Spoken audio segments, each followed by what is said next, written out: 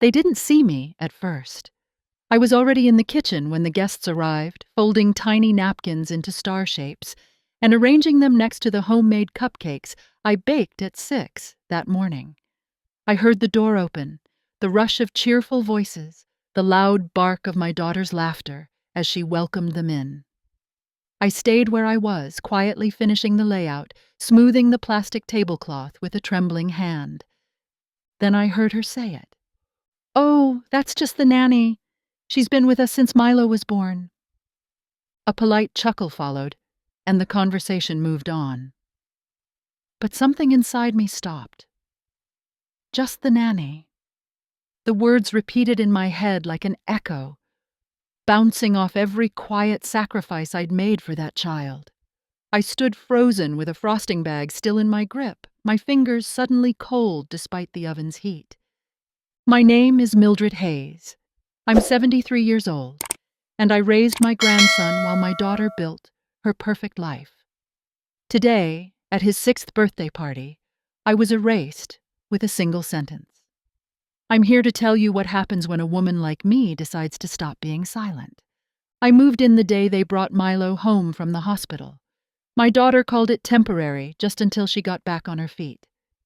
3 months, tops, she had said, holding her baby like something fragile and foreign. Her husband hovered nearby with his phone already aimed for photos, catching every smile and swaddle for his followers. I stood quietly beside them, watching, waiting. I knew better. I knew what that kind of exhaustion looked like, and I knew it wouldn't disappear in 3 months. At first, it was little things. Holding Milo while my daughter took a shower. Making dinner when she was too tired to lift a pot. Rocking him to sleep when the crying wouldn't stop and no one else had the patience. But then weeks passed, and I stayed. The night feedings became mine.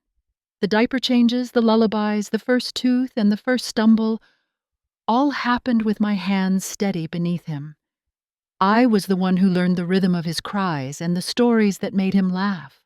I was the one who knew how he liked his sandwich cut and which book he wanted every night before bed. My daughter's career took off during that time. Promotions, late-night meetings, business trips that bled into weekends. Her husband liked to call himself hands-on, but I rarely saw him hold a bottle or sit through a tantrum. He was more comfortable in front of a camera, documenting fatherhood in a way that looked impressive to everyone who didn't live in our house. People liked his posts, commented on how lucky Milo was to have such a present father. I said nothing. I kept folding laundry and stirring pots and making sure that boy was never alone. Sometimes I caught my daughter looking at me with a sort of distant gratitude, like I was a helpful neighbor doing them a favor. She never said thank you, with her whole chest. She assumed I would be there. On the rare occasion I mentioned maybe taking a weekend for myself, she would smile and say, "But Milo would miss you too much." And I would nod, because of course he would. I would miss him too. He was the reason I stayed. It wasn't that I didn't love being with him. I did. That little boy lit up parts of me I hadn't felt since my own children were small. He had my late husband's eyes and a laugh that came from his belly. He called me Nana, even before he could form full sentences, and I felt it in my bones every time he said it. He was mine in every way that mattered, except legally. Still, as the years went on, I began to notice something shifting. I wasn't introduced anymore. I wasn't in the holiday cards. They talked around me about finding a nanny, about getting more help, all while I was in the room, spooning applesauce into Milo's mouth. It was like I was disappearing, slowly, quietly, into the background of a life I had helped build. I told myself it was okay, that I didn't need credit, that love, real love, didn't need acknowledgement. But standing in that kitchen, listening to my own daughter call me just the nanny, I felt the full weight of those 6 years settle on my shoulders, not as a comfort, but as a reckoning. It started with the little details. At first, I barely noticed. A missed introduction here, a quiet omission there.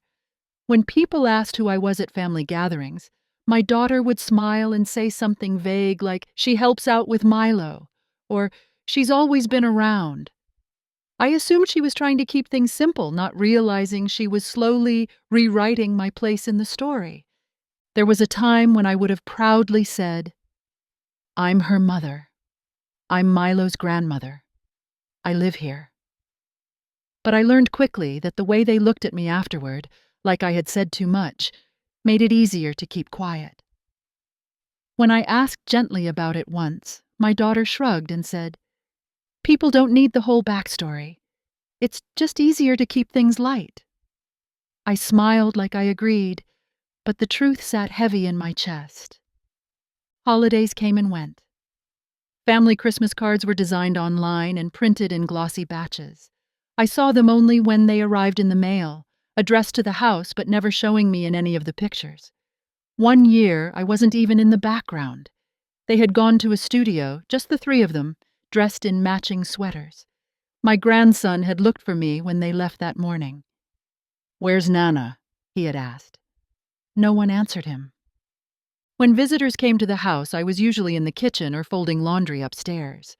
If I passed through the living room, someone might ask my name, and I'd smile and say, "I'm Mildred," hoping they would piece it together. They rarely did. More often than not, they assumed I was the nanny. It was easier for my daughter not to correct them. I think she liked the neatness of the lie. My room, once the master bedroom, was quietly renamed the guest room. They redecorated without asking. My curtains came down, replaced by sheer white panels I never would have chosen. The bookshelf with my husband's old spy novels disappeared one day. I found the books boxed up in the garage, covered in dust. No one mentioned it. Even Milo started to get confused. When he was 4, he asked me why I didn't have a mommy and daddy like he did. I told him I did long ago, but they were in heaven now. He blinked and said, "But Mommy says you're not really family. You just help us." I don't think he meant to hurt me, but I felt the sting anyway. I kissed his forehead and told him I loved him, because that was the only truth I had left to give him. I told myself that love was enough, that as long as I was near him, it didn't matter what label they gave me. But love, without recognition, feels like standing in a room full of people who look right past you. You become invisible even when your hands are the ones holding everything together. I had given them everything I had left, and somehow it still wasn't enough to be seen. 2 years before the party, I overheard a conversation I wasn't meant to hear. It was a warm evening, the kind where the house held the heat long after the sun went down. I had just finished giving Milo a bath, wrapped him in his towel like a burrito, and was carrying him down the hallway when I paused outside their bedroom door. They hadn't noticed me. Their voices were low, but I caught enough. "If we refinance, we'll have more control," my daughter said. "It'll be easier when we fully take over the house." Her husband replied something about equity and signatures, but I stopped listening. The words "fully take over" rang in my ears like a bell. I stood there holding Milo close, his little head resting on my shoulder, and stared at the closed door. I knew I should speak up, walk in and ask what she meant, but I didn't. I took Milo to bed and tucked him in, humming the lullaby I always sang when he was small. Later that night, I sat alone in the living room staring at a framed photo of my husband. We had bought this house together 50 years ago. It was small and quiet, with creaky floors and low ceilings. But it was ours. We had raised 2 children here. We had planted a garden that still bloomed every spring. I remembered the way he painted the porch himself, cursing the heat, but smiling every time I brought him lemonade. After he passed, I held on to this house because it held him. Every corner, every window still carried his touch. When my daughter moved back in with her husband and the baby, I never asked for rent. I never questioned their decisions. I only wanted to help, to give them the stability I knew they needed. We never changed the deed. She said there was no rush, that it wasn't important. I believed her. I didn't think I needed protection from my own child. In the months after that night, I noticed subtle shifts. They talked about renovations like I wasn't part of the discussion. "We could knock down this wall," her husband would say, standing in the dining room I had eaten every meal in for decades. "Put in a skylight," she added once, pointing to the ceiling above the living room. I nodded along, smiling politely, but inside I felt like a guest in my own life. I told myself they were just dreaming out loud, that it didn't mean anything. But something inside me stayed alert after that conversation. A part of me I had tucked away, the part that managed budgets and signed papers and understood responsibility, started paying attention again. I began checking the mail more closely, looking at statements, watching their tone when they spoke about the house. They still thanked me for dinner, still left notes asking if I could pick up Milo or remind him about his dentist appointment. But behind every thank you, I began to hear a faint echo of ownership, of assumption, like I was a placeholder, like they were waiting for me to step aside. I didn't say anything. Not yet. But I started writing things down, dates, names, moments that didn't sit right. I didn't know what I was preparing for. I just knew that something was shifting, and I wasn't going to be caught asleep when it happened. If you looked at my son-in-law's social media page, you'd think he was the kind of father who woke up every morning to cook pancakes shaped like dinosaurs and spent his afternoons building forts out of couch cushions. His photos were bright and carefully filtered, always showing him in a moment of fatherly joy. Milo perched on his shoulders at the park, Milo holding a toy train with a caption about the importance of imagination. Milo asleep on his chest with the words "grateful beyond measure" underneath. He curated his life like a scrapbook, piecing together the version of himself he wanted the world to see. Behind the scenes, it was a different story. He often left the house before Milo woke up and returned well after bedtime. When he was home, he rarely engaged unless there was a camera involved. He would come into the playroom for a few minutes, toss a ball, take a few pictures, and walk out. Once, I watched him restage a moment because Milo wasn't smiling the first time. "Just one more for the grid," he said, crouching down and adjusting the light from the window with a phone in one hand, and Milo's chin tilted just so with the other. He had a routine for posting. Sunday evenings were family reflections, always accompanied by some heartfelt message about growth and fatherhood. Wednesdays were reserved for dad tips, little quotes about patience or resilience, usually pasted over a soft focus image of him and the boy. He never mentioned me in any of them. Not once. You'd think Milo was raised by a camera and an algorithm. I used to think maybe I was being too critical, that maybe he was just trying to be involved in the only way he knew how. But the more I saw, the clearer it became that his attention was performative. It wasn't about Milo. It was about perception. He wanted to be seen as a good father, not necessarily to be one. He knew what kind of man people applauded, and he played that role like a script he had memorized. My daughter encouraged it. She would show me the comments on his posts, glowing with admiration. "You're so lucky," people would write. "Your husband is amazing." She would beam with pride as though she'd won a prize. When I tried to suggest that Milo needed more time with him, more real attention, she would brush it off. "He's doing his best," she'd say. "He's busy, but he loves him." I didn't argue. I had learned that pushing too hard only led to defensiveness. Instead, I did what I always did. I showed up.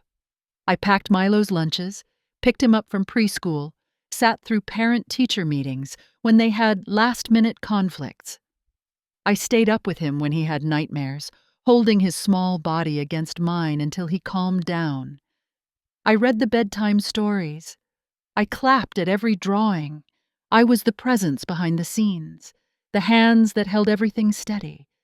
But I couldn't help feeling it, that creeping sense that I had become a shadow in my own home. He got the credit. I got the chores. He got the praise. I got the silence. And yet, day after day, I kept showing up.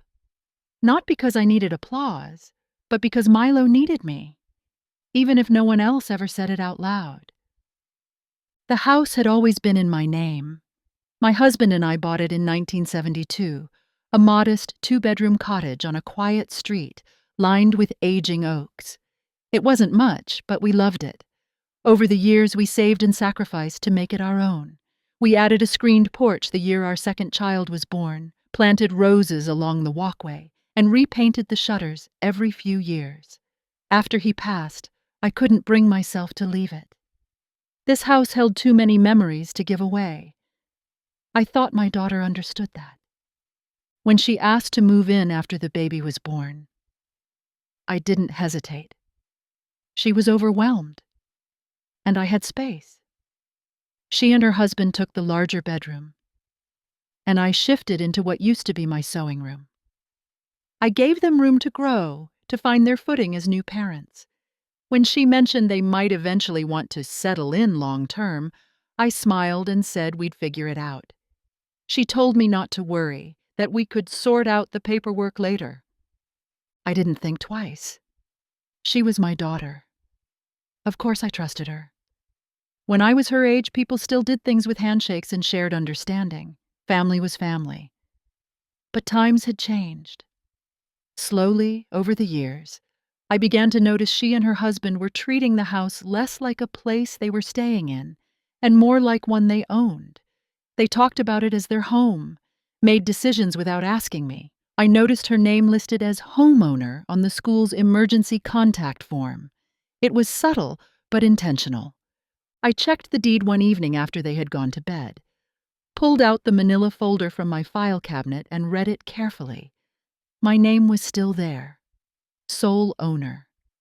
My heart felt strange, relieved, but also bruised. Not because I feared losing the house, but because I realized how easily they had erased me in their minds. They had taken for granted that I wouldn't challenge them, that my presence was more convenience than personhood. I didn't say anything. I let the knowledge sit quietly beside me as I folded laundry, made Milo's lunch, and clipped coupons from the paper. But from that moment on, I stopped pretending. I began to keep records, receipts, notes. I watched them not as a mother wanting to help, but as a woman who understood she was being gently pushed out of her own life. I knew now that their kindness had limits, and I had quietly crossed them long ago. The house was still mine, and that fact, tucked away like a stone in my pocket, was the only thing that began to feel solid again. The birthday party had everything a 6-year-old could want: a magician who twisted balloons into animals, a cotton candy machine buzzing in the corner, folding tables covered in superhero decorations. Milo wore a cape and a crown and ran from game to game with frosting on his cheeks. I had made sure that every detail was perfect, just like I had done for every birthday before. His favorite snacks, his favorite songs, the exact flavor of chocolate cake he'd picked out 2 weeks earlier. I had spent the night before wrapping tiny favors and stringing lights along the backyard fence. By the time guests arrived, I was already sweating through my cardigan, but I stayed cheerful. I filled drinks, handed out plates, and guided shy children to the bouncy castle. My daughter floated through the party in a sundress, laughing with her friends. Her husband stood near the grill, flipping burgers and posing for photos. I stayed in the background, where I had learned I belonged. Then I heard it. Clear and careless. "Oh, that's just the nanny. She's been with us since Milo was born." My daughter's voice, breezy and dismissive, as if she were commenting on the weather. The woman she was speaking to glanced over at me with polite indifference and turned back to her plate. I stood still for a moment, blinking under the sun, a bowl of sliced fruit in my hands. Something in my chest twisted. I wasn't angry at first. I was stunned. It was the way she said it, without thought, like it was normal, like it had always been true. I felt the weight of it settle into me, all the late nights, the doctor's visits, the lullabies, reduced to a hired title. Just the nanny. No name, no role, no history. I smiled at a nearby child and handed her a juice box before retreating into the kitchen, where no one noticed I had gone. Inside, I pressed my hand to the counter to steady myself. I looked out the window at the party, at the way my grandson ran to his father, waving a balloon sword, while his mother captured it on her phone. The family photo would be posted by evening, cropped and filtered, and I would be invisible in it. I didn't cry, not then. Instead, I washed my hands, took a breath, and finished arranging the cupcakes I had baked myself. I returned outside and smiled when Milo ran to show me his face, painted like a tiger. I told him he looked fierce and kissed his forehead. Then I excused myself early, saying I had a headache. My daughter barely looked up from her conversation. That night, after the dishes were done and the streamers pulled down, I sat alone on the porch with a cup of lukewarm tea and watched the moon rise. I thought about that sentence. Just the nanny. And I thought about the house, about the name on the deed, and for the first time, I let myself consider what it would mean to remind them. The next morning I woke early. The house was still quiet. I stood in the kitchen, sunlight catching on the faucet, the smell of coffee just beginning to fill the air. Milo's birthday crown lay forgotten on the counter, crumbs still clinging to its edges. I stared at it for a long moment, then reached for the phone. I didn't rush. I didn't tremble. I dialed the number I had kept tucked in my drawer for years, the one I called only once before, right after my husband died. My lawyer, Mr. Daniels, picked up on the third ring. He sounded surprised to hear from me, but he was kind, like always. I told him I needed to talk about the house. We set an appointment for Monday morning. After I hung up, I sat at the table, hands wrapped around my mug, and let the stillness settle in. There was no anger in me, no bitterness. Only a steady clarity I hadn't felt in years. I had given them time, grace, space. I had allowed myself to be unseen for so long that I had started to believe it was natural. But it wasn't. And now, it was time to make that clear. That day I kept to my usual routine. I picked up groceries, helped Milo with his puzzles, made dinner. My daughter was distracted, busy on calls. Her husband was out. Nothing in the house had changed, but everything in me had shifted. I saw the space differently now. I no longer floated through it like a ghost. I was grounded again. That night, when Milo asked for a story, I told him one about a brave bird who built a nest high in the trees, where no one could steal her eggs. He giggled at the funny voices I used, but he clung to my arm afterward, resting his head on my shoulder. "You're the best, Nana," he whispered sleepily. I kissed his hair and tucked him in. I didn't tell anyone about the call. I didn't need to. The wheels were already in motion. For the first time in years, I didn't feel like a helper or a placeholder. I felt like a woman reclaiming what was hers, not with shouting or revenge, but with the quiet precision of someone who had waited long enough. The letter arrived by courier at 10 o'clock sharp. I had made sure it would. I sat in the sunroom with my tea, watching the delivery man walk up the front steps and ring the bell. My daughter opened the door, still in her robe, phone in hand. I heard the polite exchange and the soft thud of the envelope landing on the hallway table. She didn't open it right away. She probably assumed it was another bill or some formality addressed to me. She walked past it, muttering something to herself, and went back upstairs. I waited. 20 minutes later, I heard her call out for her husband. Her voice had changed. It had that clipped edge I hadn't heard since she was a teenager, trying to talk her way out of trouble. Footsteps followed. A door shut. Then silence. I remained where I was, sipping my tea, looking out over the garden I had planted with my husband so many years ago. The lavender was just beginning to bloom. The knock on the sunroom door came about 10 minutes later. My daughter entered first, eyes wide, mouth slightly open, as if still searching for the right words. Her husband trailed behind, the envelope now open in his hand. "Mom?"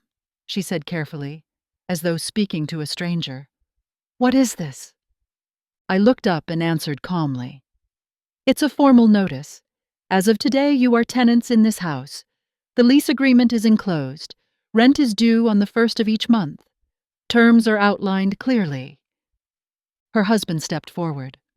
You can't be serious. I am, I said. Very. They didn't yell, not yet. They were still trying to figure out if this was some kind of elaborate lesson. My daughter sat down across from me. Why would you do this? She asked, voice small. I met her eyes. Because I have allowed myself to be erased in my own home. Because you introduced me as the nanny. Because you've been treating this house like something you were entitled to inherit without even asking who it belonged to. Her husband scoffed, but I kept my gaze steady. I wasn't angry. I was certain. Everything had been filed properly. Mr. Daniels had helped me prepare the lease agreement, outlining their rights and obligations as tenants. I wasn't putting them on the street. I was giving them structure, the same way I had given them everything else. My daughter stood up. You didn't even talk to us about this.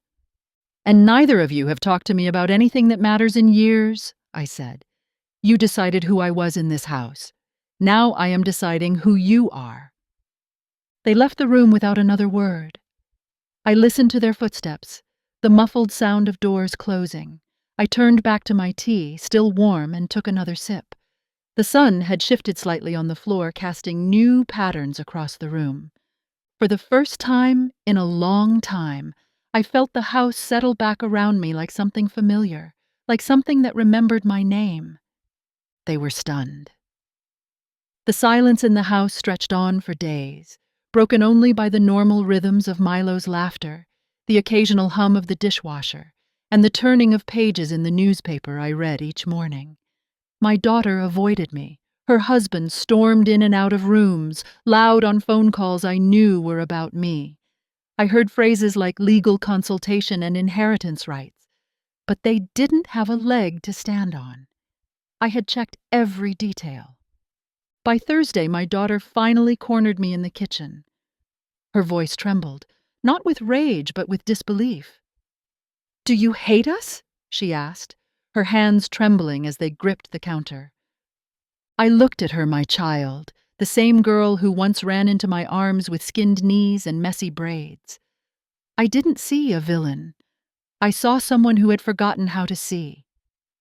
I don't hate you, I said, but I won't be invisible anymore. She blinked back tears. We needed you. We still do. I was always here, I replied softly, but you stopped treating me like I mattered. Her husband was less delicate. That evening he accused me of betrayal. You blindsided us, he snapped, after everything we've done for you. I raised an eyebrow. Everything you've done for me? He faltered, just for a second. Then he started listing things, groceries, holidays, a new robe last Christmas, as if those tokens outweighed 6 years of my life. I let him talk. When he was done, I asked, would you ever have done the same for me? He didn't answer. They tried to play nice after that, but I could feel the shift. The power had changed hands, and they didn't know how to behave without it. My daughter made more of an effort, asking if I needed anything, offering to help with dinner. I accepted graciously, but made it clear things were different now. Respect was no longer optional. Milo, innocent in all of it, continued to be my anchor. He didn't notice the tension. He still ran into my arms after school and whispered his secrets in my ear. He still reached for my hand in crowded rooms and asked me to read the same story over and over again. He kept me steady, even as the walls around us adjusted to this new reality. And I didn't gloat. I didn't celebrate. I had not done this for revenge. I had done it to remind them, to remind myself that I was still here, that my name, my history, my love, all meant something. that the woman they had labeled as background was, in fact, the one who had built the foundation. With the lease in place, everything became clearer. I outlined a fair rent, nothing unreasonable, but enough to reflect the reality of their place in the home. They balked at first, but I stood firm. They signed the papers. Once done, I handed them a printed list of boundaries, not out of spite, but to re-establish respect. No social media posts that included Milo without my review, no alterations to the house without written consent, no more hosting parties without inviting me. And perhaps, most importantly, no more minimizing my role in Milo's life. If I was to continue caring for him, and I would, because I loved him, I would be acknowledged properly. My daughter nodded, subdued. She understood. Or at least she was beginning to. Her husband grumbled but complied. He had no choice. I had drawn the lines, and for once they had to stay inside them. They started doing small things differently. My daughter began introducing me by name. "This is my mother, Mildred," she would say. She stopped calling my room the guest room and referred to it as my space. When friends came over, she made sure I was included in the conversations. It wasn't always natural, but it was an effort, and I recognized it. Her husband kept his distance, but he was quieter now, less performative. I suspect his followers noticed a dip in content, fewer posts about fatherhood, fewer curated family portraits. He still posed with Milo, but there was something muted in it, maybe a hint of guilt.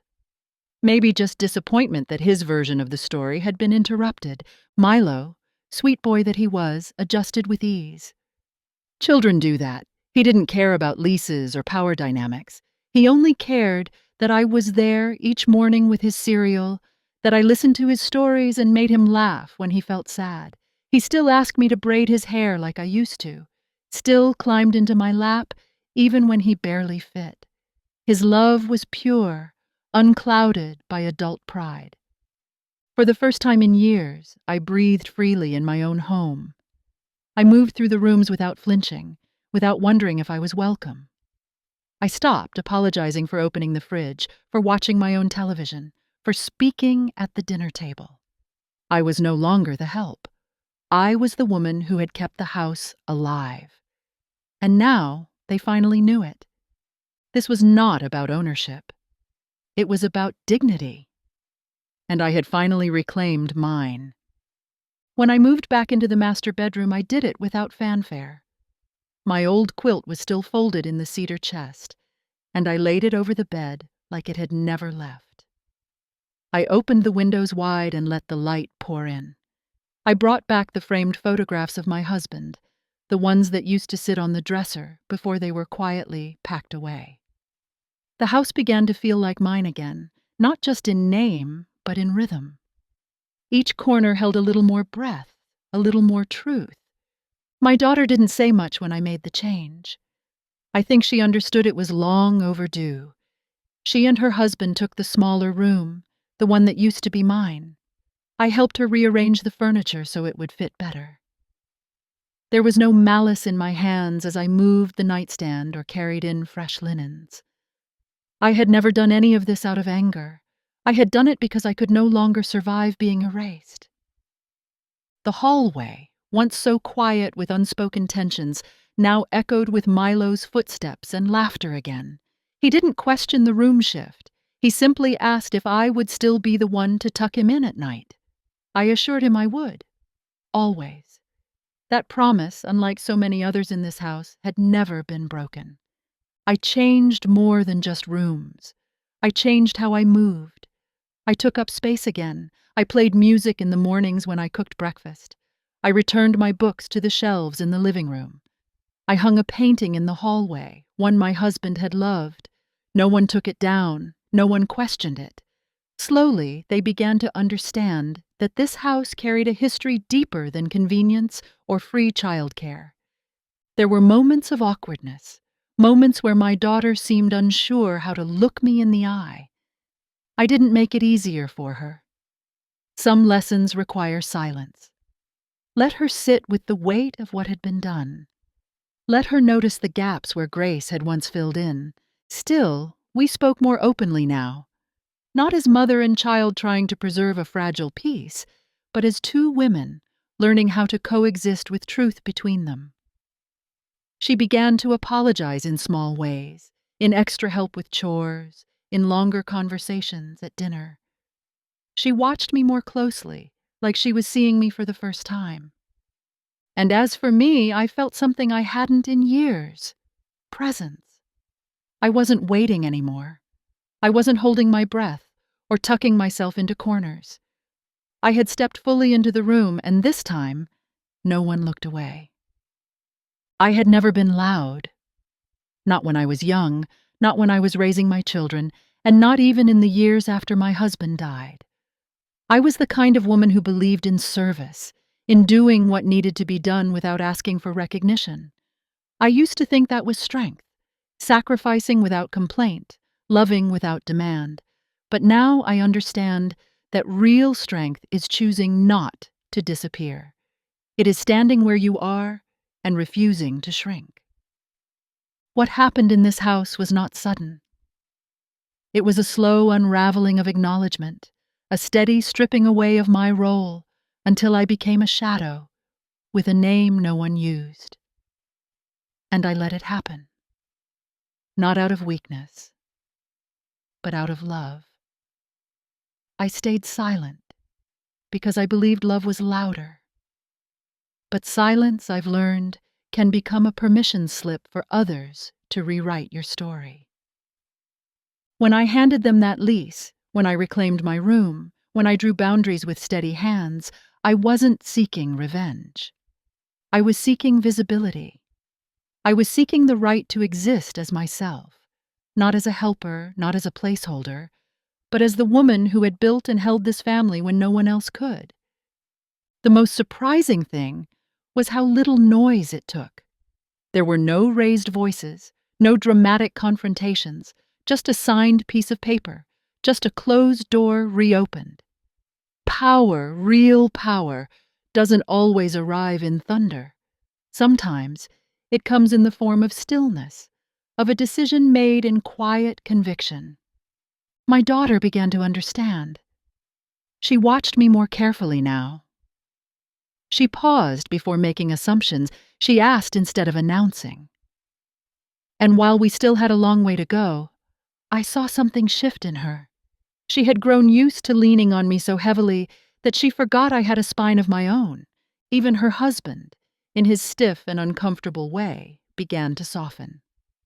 He started picking Milo up from school once a week. He cooked dinner on Sundays. Not because I demanded it, but because the dynamics had changed. I wasn't the default anymore. I had reminded them that I had a choice, and that choice was not guaranteed. In all of this, I never once raised my voice. I didn't need to. When the world has convinced you that your worth is conditional, the most radical thing you can do is simply remain, not hidden, not apologetic, just fully present. And that's what I was now. Present. Seen. Named. The next year, Milo turned 7. He wanted a smaller party this time, just a few friends, a cake shaped like a rocket, and lots of balloons. I let him help plan it. He drew a little map of where he wanted the games and helped me pick out decorations at the store. We spent the day before baking together, flour dusting our shirts, his laughter echoing through the kitchen like music. When the guests arrived, my daughter greeted them at the door. She looked toward me, then said with a warm smile, "This is my mother, Mildred. She's the heart of this home, and the one who raised this boy with more love than we could ever repay." There was no hesitation in her voice, no sideways glance. Just the truth, spoken plainly. One of the guests, a friend from her office, turned to me and said, "You must be proud." I looked across the yard where Milo was chasing bubbles with his friends, face painted like a dragon and hands sticky from candy. I nodded. I am. The party was different from the last. No photographer, no curated chaos, just joy. I wasn't in the background this time. I was seated at the head of the table when it was time to sing. Milo grabbed my hand and pulled me forward to cut the cake with him. My daughter stood beside me, not in front.